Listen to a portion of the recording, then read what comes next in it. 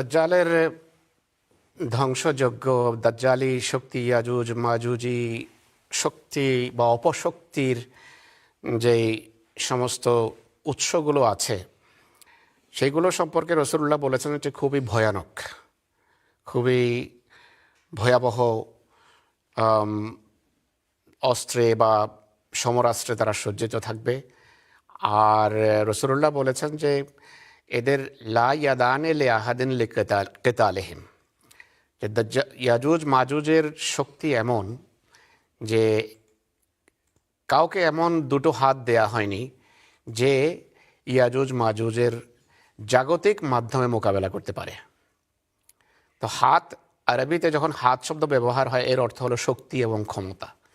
কারো এমন ক্ষমতা নেই যে জাগতিক অস্ত্র বলে এই অপশক্তির মোকাবেলা করতে পারে। সে সর্বত্র যাবে, চতুর্দিকে যেখানে যাবে নৈরাজ্য সৃষ্টি করবে। খলিফাতুল মসিহ রাবের খুতবার কথা আমি শুরুতে বলেছিলাম এবারকার এপিসোডগুলোতে, সেখানে তিনি একটু উল্লেখ করেছে এদের বিরুদ্ধে যদি জাগতিকভাবে যুদ্ধ করতে যাও তোমরা কোনোদিন পারবে না। এদেরকে মোকাবেলা করার একমাত্র মাধ্যম হলো তোমরা নিজেরা ঐক্যবদ্ধ হও। আর দ্বিতীয়ত যে হাদিসে রাসূলুল্লাহ সাল্লাল্লাহু আলাইহি সাল্লাম এই ধ্বংসযজ্ঞের কথা বলেছেন, এই মহা ফিতনার কথা, নৈরাজ্যের কথা বলেছেন, সেখানে একটা মাধ্যমের কথা বলে দেওয়া হয়েছে যে এইভাবে তার মোকাবেলা করা যাবে। তা হলো আল্লাহ তাআলা ঈসা আলাইহিসসালাতু ওয়াসসালামকে, যিনি উম্মতের পরিত্রাতা হিসেবে শেষ যুগে আসবেন, যার কথা বুখারী, মুসলিম এবং অন্যান্য হাদিস গ্রন্থে কিতাব ফিতনে উল্লেখ আছে। সেখানে আছে আল্লাহ তাআলা মসিহে মউদকে প্রতিশ্রুতি ঈসাকে বলবেন যে হাররেদ ইবাদি ইলা তুর, যে আমার বান্দাদেরকে তুরের দিকে নিয়ে যাও, আমার বান্দাদের তুর পর্বতের দিকে নিয়ে যাও। তুর সবাই জানে কিসের প্রতীক এটি। তুরে খোদার সাথে নিভৃতে নির্জনে কথা হয়েছে এক নবীর, সেটি সিম্বল হয়ে গেছে ধর্মের জগতের। হজরত মুসা আলাইহিসসালাতু ওয়াসসালাম সবাইকে ছেড়ে রেখে তুরে গিয়েছেন তার প্রভুর সাথে নিভৃতে নির্জনে একাকিত্বে জগতের দৃষ্টির আড়ালে গিয়ে কথা বলার জন্য। তো এখানে এই যে প্রতিশ্রুত ঈসা, যার আসার কথা দাজ্জালের মোকাবেলা করার জন্য যিনি এসে গেছেন, আল্লাহ তাআলার রসুলের ভাষায় এটা একটা অবশ্যই স্বপ্ন ছিল। বলা হয়েছে আমার বান্দাদেরকে তুরে নিয়ে যাও, অর্থাৎ এই ইয়াজুজি মাজুজি অপশক্তির মোকাবেলা শুধু দোয়ার মাধ্যমে হবে, খোদার সাথে যোগাযোগ, খোদার সাথে সম্পর্ক স্থাপনের মাধ্যমে হবে। খোদা তাআলাই এদেরকে নিশ্চিহ্ন করবেন।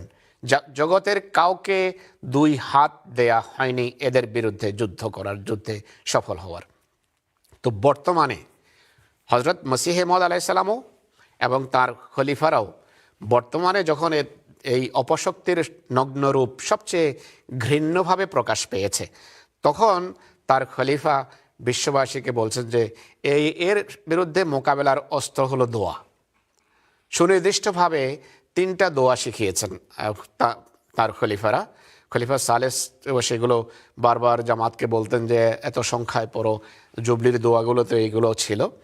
তারপর খলিফা রাবেও সেই দোয়াগুলোর কথা বলেছেন। বর্তমান হুজুর নির্দিষ্টভাবে এবং বারবার বলছেন সেই 4টা দোয়ার দিকে তিনি জগৎকে আকর্ষণ করছেন, এবং এই দোয়াগুলোর বিভিন্ন বরকতের কথা হজরত মসিহে মউদের বিভিন্ন বই পুস্তকে তাজকিরায় উল্লেখিত আছে। অনেক সময় অনেক এমন দৈহিক সমস্যা দেখা দিয়েছে যখন বাঁচার কোনো লক্ষণ ছিল না, তখন হুজুর কাশফে দিব্য দর্শনে দেখেছেন ফেরেশতা এসেছে, নদী থেকে বালি নিয়ে এসেছে, হুজুরের গায়ে সেটি মালিশ করা হচ্ছে। আর একই সাথে এই দোয়াগুলার প্রথমটি পড়ছেন সুবহানাল্লাহি ওয়া বিহামদিহি সুবহানাল্লাহিল আযীম আল্লাহুম্মা সাল্লি আলা মুহাম্মাদিন ওয়া আলি মুহাম্মদ। অর্থাৎ যখন আল্লাহ তাআলার তাসবিহ করা হয়, তার হামদ করা হয়, আর একই সাথে মুহাম্মদ রাসূলুল্লাহর প্রতি যখন দরুদ প্রেরণ করা হয়, তখন বিশেষ ধরনের বরকত উপর থেকে খোদা তাআলার পক্ষ থেকে নাজেল হয় বান্দাকে মুক্তি দেওয়ার জন্য, তার দৈহিক আরোগ্য হোক বা আধ্যাত্মিক ব্যাধি দূর করার নিমিত্তে এটি পড়া হোক না কেন। তো এগুলোর অসাধারণ কল্যাণ এবং বরকত রয়েছে। এই দোয়া হুজুর বলেছেন যে 200 বার জামাতের প্রত্যেক শাওয়ালক যেন প্রত্যেক দিন পড়ে। এরপর ইস্তেগফার করতে বলেছেন। ইস্তেগফারের কল্যাণ তো সবার জানা আছে। ইস্তিগফারের মাধ্যমে আল্লাহ তাআলা দোষ ত্রুটি ঢেকে দেন, দুর্বলতা ঢেকে দেন, ত্রুটি বিচ্যুতি থাকলেও আল্লাহ তাআলা সেটি দূর করে দেন এবং বান্দাকে রক্ষা করার, তাকে বাঁচানোর, আধ্যাত্মিকতার সফরে তাকে এগিয়ে নিয়ে যাওয়ার জন্য খোদা তাআলা বিশেষভাবে সাহায্য করেন। কোরআন শরীফে বিভিন্ন জায়গায় ইস্তিগফারের বিভিন্ন বরকত আছে, সেটি সূরা হুদেও আছে, সূরা নূতেও আছে। আস্তাগফিরু রাব্বাকুম ইন্নাহু কানা গাফফারা ইউরসিলুস সামা আলাইকুম মিদরারা, এই ধরনের ওয়ায়ুমদেদকুম বিআমওয়ালিন ওয়া বানিন, এই ধরনের আয়াত কোরআন শরীফে কয়েক জায়গাতেই আছে। ইস্তিগফারের বহু কল্যাণের কথা উল্লেখ আছে। তো বর্তমান এই ধ্বংসযজ্ঞের হাত থেকে রক্ষা পাওয়ার জন্য এটি একটি অস্ত্র খলিফারা জামাতের হাতে তুলে দিয়েছেন। ৩ নম্বরটা হলো রাব্বি কুল্লু শাইন খাদেমুকা রাব্বি ফাহফাজনি ওয়ানসুরনি ওয়ারহামনি। তো এই দোয়া সম্পর্কেও হযরত মসিহে মউদ আলাইহিস সালাতু ওয়াস সালাম বলেছেন যে এটি ইসমে আজম। ইসমে আজম অসাধারণ গুরুত্বের অধিকারী কোনো দোয়া বা কোনো আয়াত কোরআন শরীফে যখন হয় তার জন্য এই শব্দটা ব্যবহার হয়। যেমন আয়াতুল কুরসিকে ইসমে আজম বলা হয়। সেখানে with the exclusion of everything, শুধু আল্লাহর দিকে ফিরে আসার কথা থাকে, সব কিছুকে বাদ দিয়ে আল্লাহর দিকে ফিরে আসা। আল্লাহু লা ইলাহা ইল্লা হুয়াল হাইয়ুল কাইয়ুম, বাকি সব কিছু বাদ। হাই এবং কাইয়ুম হলেন আমার আল্লাহ। ওই দোয়া তো একই কথা, রাব্বি কুল্লু শাইন খাদেমুকা, সব কিছু আপনার গোলাম, সব কিছু আপনার দাস। প্রতিটি অণু পরমাণু আল্লাহর দিকে ডাইভার্ট করে দেয়া, যে আল্লাহ সব কিছু তোমার। যখন সবাইকে এক্সক্লুড করে দিয়ে সম্পূর্ণভাবে যখন খোদার দিকে আসা হয়, খোদা বিশেষ নিরাপত্তার ব্যবস্থা করেন বান্দার জন্য। এই কথাগুলো হযরত মসিহ ইসলাম বলেছেন। আর খলিফারাও এই জন্য বলছেন যে এই দোয়াগুলো করো, এগুলো লৌহ দুর্গ।